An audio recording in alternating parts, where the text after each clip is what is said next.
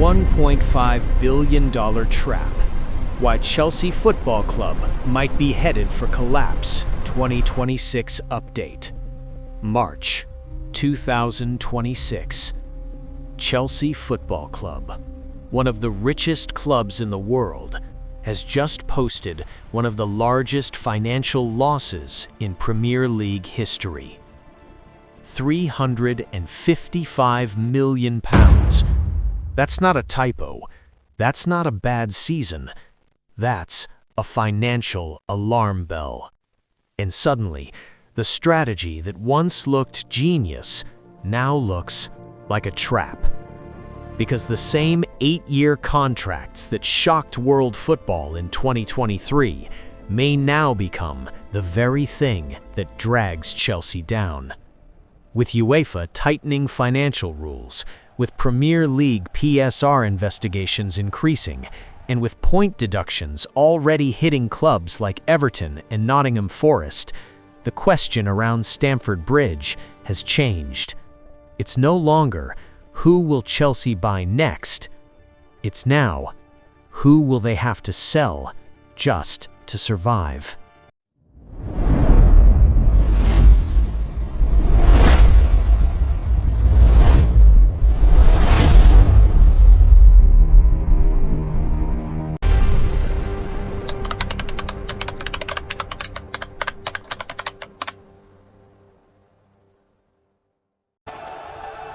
When Todd Boehly in the BlueCo consortium bought Chelsea in 2022, they promised something revolutionary.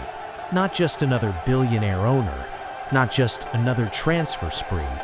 They promised a data-driven football empire. And they spent money like no club ever had before.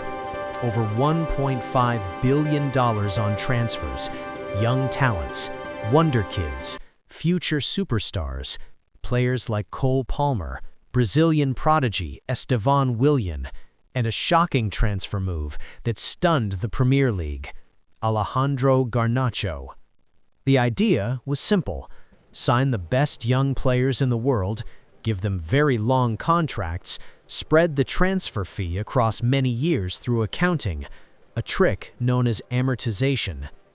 In explanatory tone, if a player costs £80 million on an 8-year contract, the club only records £10 million per year in the books.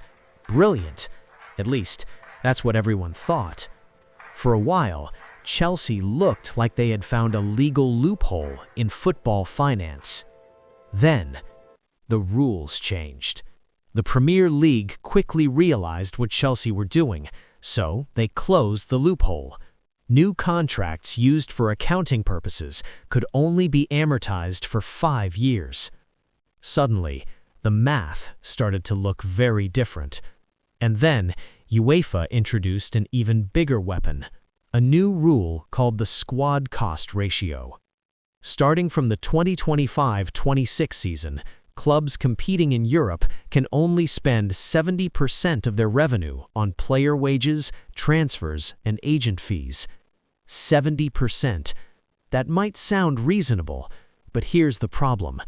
Chelsea's squad is massive, their transfer spending is enormous, and without regular Champions League revenue, their income simply cannot keep up. So Chelsea tried something creative. Very creative. In 2024 and 2025, the club sold internal assets to companies within their own ownership group. First, their hotel near Stamford Bridge, then their women's team.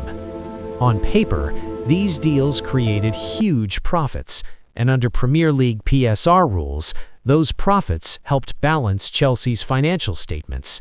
Problem solved, right? Not according to UEFA. UEFA looked at the same transactions and said something very different. These deals do not count, because selling assets to yourself is not considered real football revenue. The result: UEFA hit Chelsea with a record financial penalty of £27 million, and that may just be the beginning. And here's where things become even more uncomfortable. because the financial experiment would be easier to defend if the football results were extraordinary, but they haven't been. Under new head coach Liam Rosenior, Chelsea are still trying to stabilize their identity. There are flashes of brilliance, Cole Palmer's creativity, moments of magic from young talents, but the squad still feels unfinished, unbalanced. Too many young players, too many long contracts, too many expectations. And without consistent Champions League qualification, the financial pressure continues to grow. Which brings us to the scenario that many analysts are now whispering about, something fans once believed was impossible: a Chelsea fire sale. To stay compliant with financial rules, Chelsea may have to sell players, not fringe players, not academy prospects, but major stars.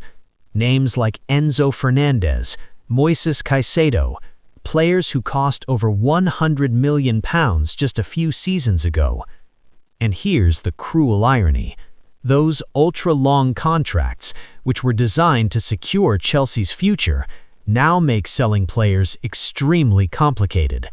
Because if a player leaves too early, the club can still carry huge accounting losses. So Chelsea may face a nightmare scenario, selling world-class talent for discounted prices just to stabilize their financial books.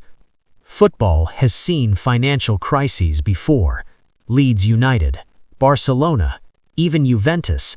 But Chelsea's situation feels different, because this crisis wasn't caused by debt or mismanagement or corruption.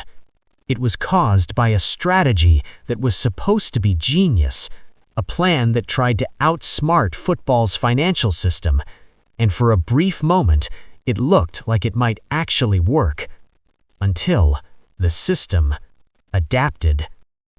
So now, the entire football world is watching. Can Todd Boehly find another financial solution? Will Chelsea qualify for the Champions League and stabilize their revenue? Or are we about to witness one of the most expensive experiments in sports history collapse? Because this isn't just about Chelsea anymore. This story could change how every football club in Europe spends money. If you owned Chelsea right now, which player would you sell first to save the club? Write your answer in the comments and click the next video to see how Manchester City's 115 financial charges could shake the Premier League even more. I'll see you in the next investigation.